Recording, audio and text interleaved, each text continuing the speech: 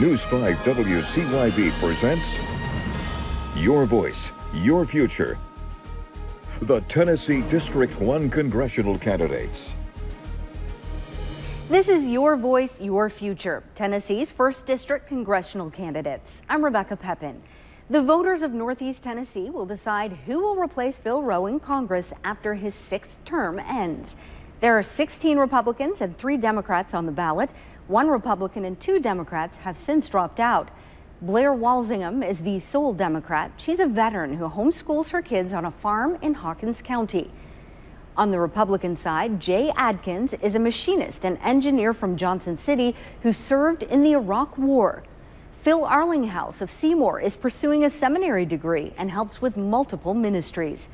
Richard Baker is a veteran from Johnson City who worked a variety of jobs before becoming a taxi driver for more than a decade. Chance Chancellor of Morristown studied economics at Middle Tennessee State University and was a member of a student libertarian organization. John Clark is a former Kingsport mayor. Rusty Crowe of Johnson City has been a state senator nearly 30 years. Steve Darden is a lawyer and former Johnson City mayor. Robert Franklin is a veteran and real estate agent from Elizabethton. Josh Gapp is a pathologist with practices in Knoxville and Johnson City. Diana Harshbarger is a pharmacist from Kingsport.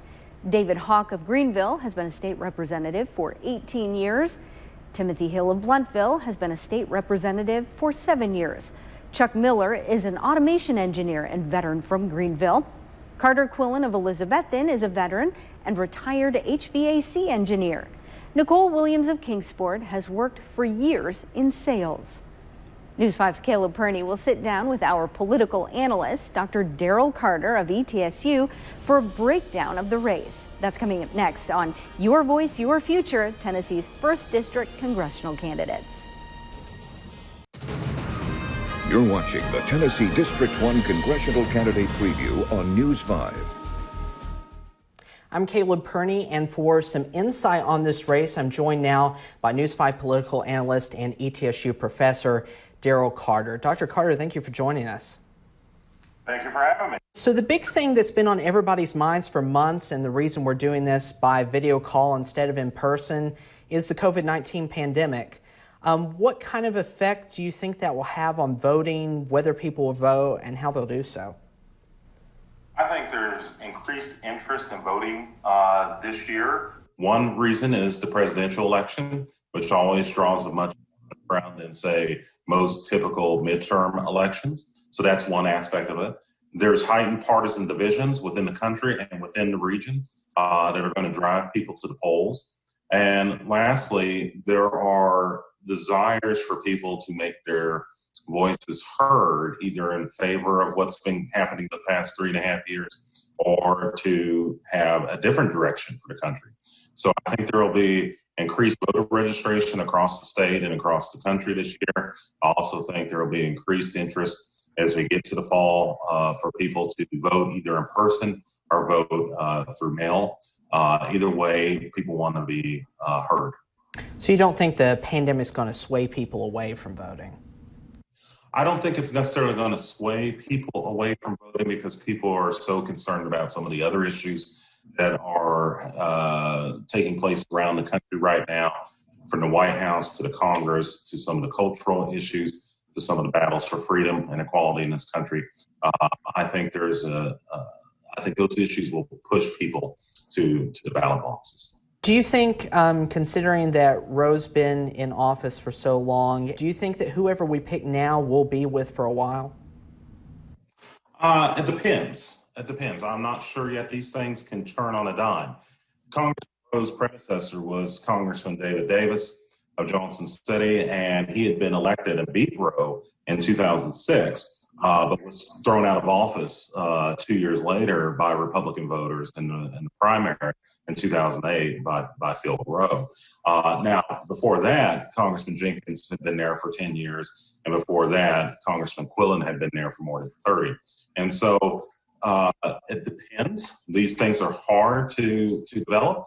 You could have a situation where somebody says, I'm tired, I don't want to serve anymore, or this is not all I thought it was cracked up to be, or they just have a dramatic falling out in terms of their public support here in the district, or they could have, embarrassing criminal behavior in their background or their spouse's background that forces them to step down. So the short answer is there's too many variables there.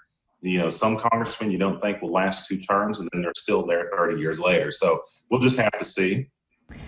Do you know how long has it been that a Republican has been in this seat? Should we expect that whoever wins this primary will be the choice? To my knowledge, there hasn't been a Democrat in this seat since the 1870s, I believe. So this is a safe Republican district. Whoever wins the Republican primary in August will, barring some kind of strange thing, should win in November. Now, there are a lot of candidates in this race, 16 people in the Republican primary, and on the Democratic side, 3 on the ballot. I think that one of them's dropped out. What kind of an impact do you think having so many choices is going to have? I think choices are a good thing.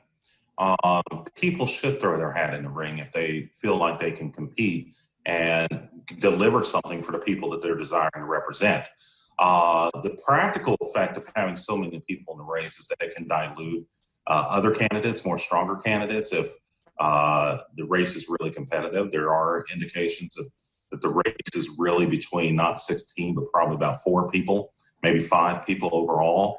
And I won't say who they are, but roughly 4 or 5 people that are really strong contenders for the race. So it may take away from them. So it'll be interesting to see if some of those candidates who are on the stronger side can, maybe appeal to voters and others who are not supporting them to say, come on to our campaign and help us out here. So a lot has happened in the first half of 2020. What kind of challenges and decisions will the winner of this race have to face? Well, the winner is going to have to face a number of things. Number one, how are they going to represent the 1st Congressional District? Number 2, how are they going to staff their office here in the district and their office in Washington? 3, what are going to be their pet issues, their big issues that they're going to fight for in Congress? Some congressmen are big on military, some are big on domestic policy, some are big on taxes. So what's going to be their big thing? And it can't be I identify with Trump. It's going to have to be actual policies that affect the people here in the 1st Congressional District. So where's the meat behind their candidacy? What are they going to support? Also, I would say that candidates will have to deal with the fact that the country is dealing with a pandemic, that the country is dealing with an economic slowdown, that the country is dealing with civil unrest and strife. It's not going to be positive if it continues and people aren't heard and people aren't respected. So how are we going to deal with that? And how are these candidates going to be civil to one another, to members of the other party, to the White House, the media? Are they going to be people once elected who are going to, call upon the angels of our nature? Or are they going to be somebody who's going to, debase us and engage in incivility like so many politicians around the country do? Well, thank you so much for taking the time out to share your insights with us. Thank you very much. Phil Rowe is not the only person in Congress choosing not to run for re-election. Coming up, our chief political correspondent Scott Thuman explains how your vote to fill a long list of open seats could flip control of the Senate. You're watching the Tennessee District 1 Congressional Candidate Preview on News 5. Election Day 2020 is less than 4 months away. Although most of the focus is on the race for the presidency, there are several races in the House and Senate to keep an eye on across the country, including a few that could cause the Senate to flip to Democratic control. News 5's chief political correspondent Scott Thuman shows us the details from Washington. Well, Congressman Phil Rowe's retirement is noteworthy after serving more than a decade here in the House of Representatives, but there are nearly 24 other Republicans who are retiring from the House this year, compared to just 5 Democrats. Everywhere from Utah to New York to Texas, House Republicans across the U.S. are choosing not to run for re-election. 22 members of the House GOP are retiring from office at the end of this term, a number 4 times greater than their Democratic colleagues.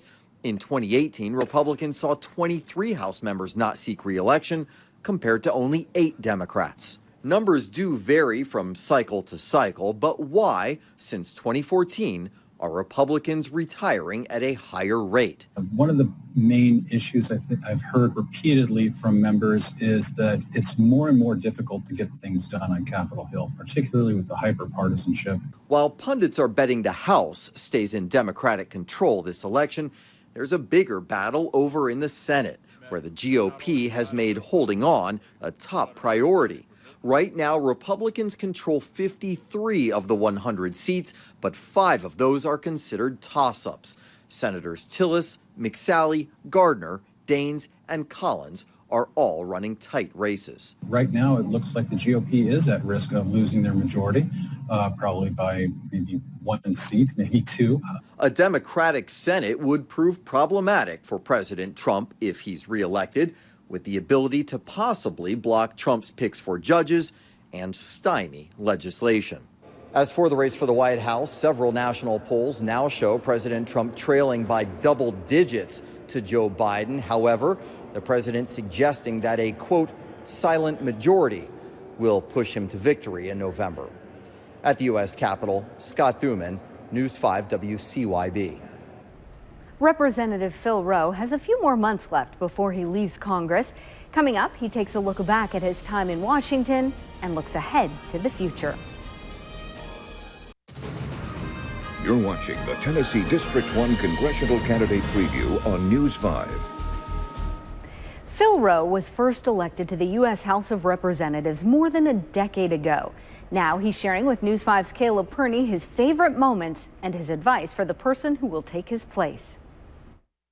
You've been in office for almost 12 years now. What are you thinking and feeling now as the time comes to an end? Well, there's a lot of, I'm happy that I'm leaving. And one of the old politicians said, Phil, you need to leave while they're still clapping. And so I had made a determination to spend 10 or 12 years in Congress, and I kept that promise. And certainly it's been a great run for me. I'm going to miss a lot of friends that I've made here. I just was over talking to a couple of those longtime friends, and you do make lifetime friendships here.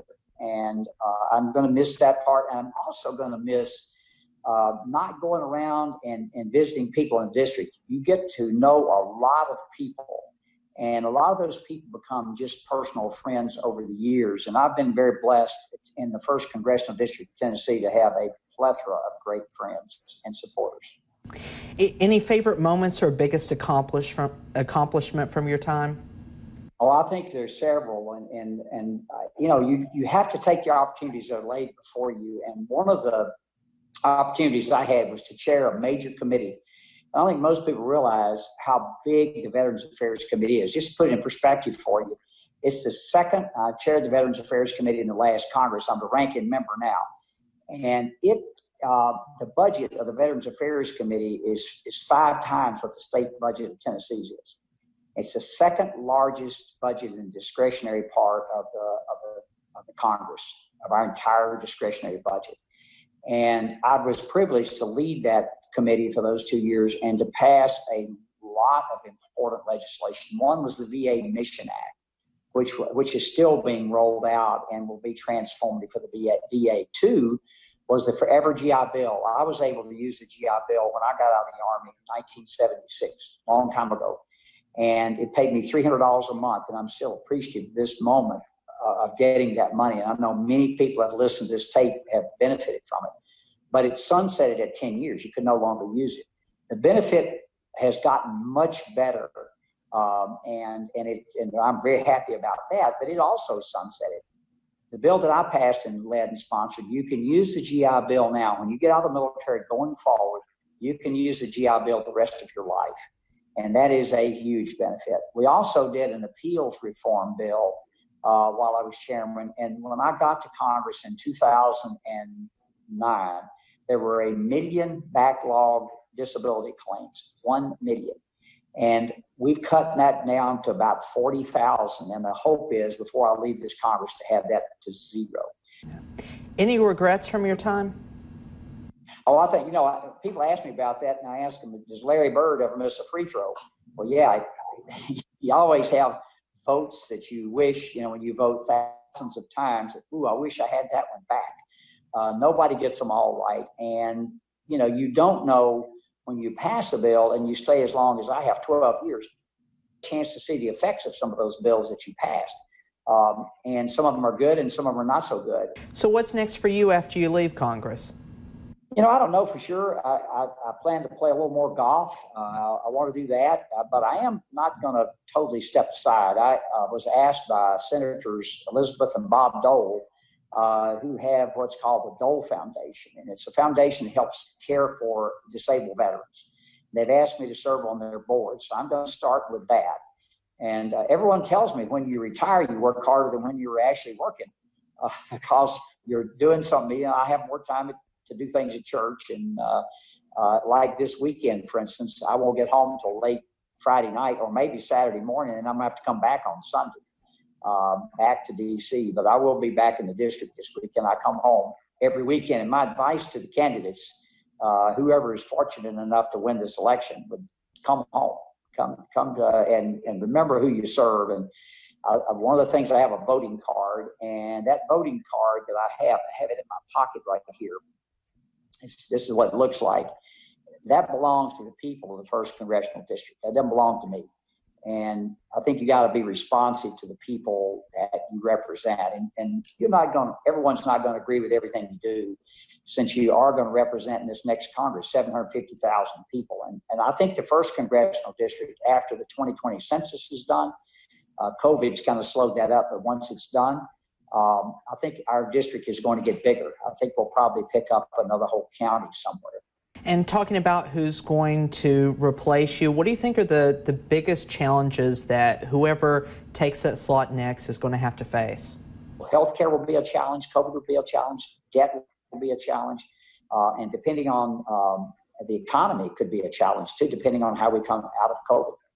And there are a lot of options for voters to choose from. A lot of people want to take that challenge on. What do you think of the pool of candidates? I think we have a good pool. I think there are probably a half a dozen or so that have a legitimate chance to win. I've known most of them for years, and it's one of the reasons I get asked all the time, are you going to endorse anybody? I said, no, people in the 1st Congressional District can figure that out. And I don't think endorsements really mean what they used to. I think it's up to the candidates to go out and to make their case. Any advice for voters as they're trying to make a decision? If I'm a voter and I'm looking, someone shares my values, somebody I believe that will work hard, somebody I think that will be responsive to me when I have, or to my district. And so those are the things I think values matter. Anything else? I think that's all the questions. I would like to say, since you're going to play, I want to thank everyone in the district who has supported me during this past 12 years. I've got to tell you, it's very humbling. When you get elected, as I have, and you get north of 75, sometimes 80% of the vote in your district, I mean, it really is unbelievable that people would put that kind of confidence. And I always felt like I cannot let these people down. If 8 out of 10 people, or almost 8 out of 10 people, go to the polls and find your name and punch it in, you owe them your best effort. And what I'm saying to you now, from my heart and from my family, I cannot thank you enough for that. And all the volunteers that came along, and if I started naming them, would be here till midnight across the 12 counties that I've represented. They have been amazing. And I appreciate their friendship. I appreciate their prayers. And I know they've done both. And I've had some ups and downs just personally during this time with my wife and my mother dying. I was diagnosed with cancer, and during that time had cancer surgery. So I am so appreciative of the people that I represent. And I'm here now just to thank them. All right. And thank you so much for joining us and doing this. Now it's time for you to decide who should be the next representative in Congress for Tennessee's 1st District. It's your vote, your future. I'm News 5's Rebecca Pepin.